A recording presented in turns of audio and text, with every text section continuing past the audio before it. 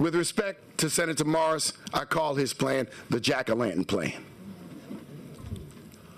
Because the jack-o'-lantern of Republican maximization is on top of a head of intentional racial discrimination.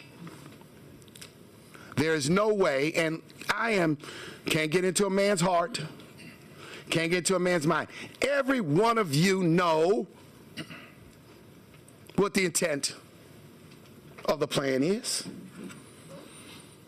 I've been in every quiet room in this building when I served here. And I'm not going to sit here and allow my intelligence and integrity to be insulted because someone can sit here and say, I never considered race. You can say it 1,001 times. This is a jack-o'-lantern plan with a big jack-o'-lantern head mask on top of intentional racial discrimination. Now, my appeal to this committee is to scrap all of these plans. And like grown men and women, black and white, from all sections of this state, to go back to the drawing board and identify a consensus plan that reduces the risk of millions of dollars more of litigation,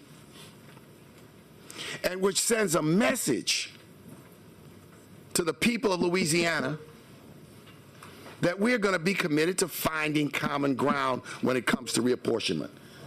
Just because you can doesn't mean you should. Just because it's possible. The Calais case, and many of you are lawyers like I am. When I heard some of the characterizations of the Calais case, Mr. Chairman, it reminded me of Earl Long's characterization of Attorney General Jack Gremion in the 1950s. You all may have heard it. He said of the Attorney General, if I want to hide something from the Attorney General, I'll just put it in the goddamn law book. The Calais case does not prohibit the use of race. It reduces it significantly. The Calais case does not allow partisan objectives to override intentional racial discrimination, compactness, closeness of communities, or any other factor. It just suggests that it is a permissible objective.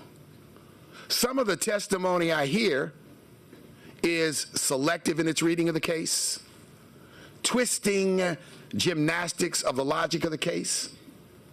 And this committee shouldn't be swayed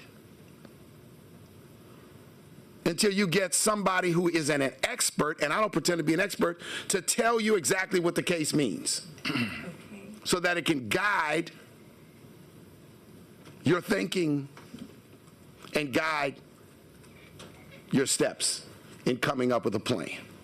I respect every one of you. Running for public office and serving in public office looks fancy, but it's tough and hard. And all of you operate under extreme pressures.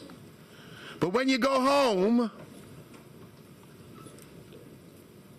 you want people to say not only you did a good job, but you want to say I did the right thing under challenging and difficult circumstances. The right thing to do is to throw all of these plans in the garbage can and go behind, set up an organized framework for everyone to sit at the table and work things out. That's what I saw when I served in this legislature. Giving and taking, with no one winning all, with everyone giving a little to achieve something that works for everyone. The system went out, so we're back on his testimony. I will simply close by saying to each and every one of you, and by reiterating, that democracy works best when everyone has a seat at the table. It is a tragic thing in this state that our voting is so racially polarized. To my Republican friends, I don't think there's been a black Republican member of the legislature since the 1800s. This state doesn't even elect black Republicans.